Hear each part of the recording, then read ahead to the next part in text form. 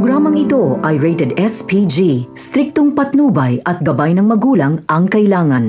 Kahit wala pang napapatunayan si Tanggol ay may tiwala na agad si Chip Espina sa kanya.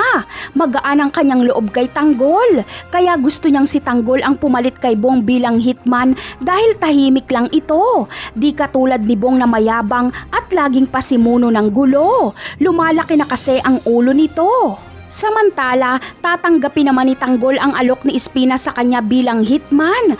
Ayon kasi kay Celso ay masasamang tao ang papaslangin ni Tanggol kaya wag daw tatablan si Tanggol ng konsensya.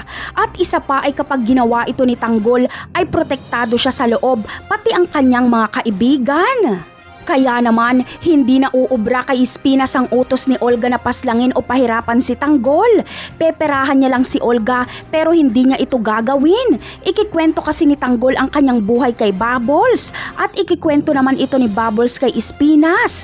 Kaya mapagtatanto ni Espinas na mabait itong si Tanggol. Kaya si Espinas ang gagabay kay Tanggol habang nakakulong ito. Ngunit ano kaya ang plot twist ng kwento ng buhay ni Tanggol at Chip Espinas? Konektado kaya ang kanilang buhay?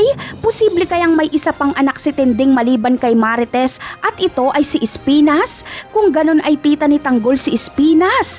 Kaya pala magaan ang loob nito kay Tanggol. Yan ang aabangan natin sa mga susunod na episode ng Batang Quiapo. Paalam!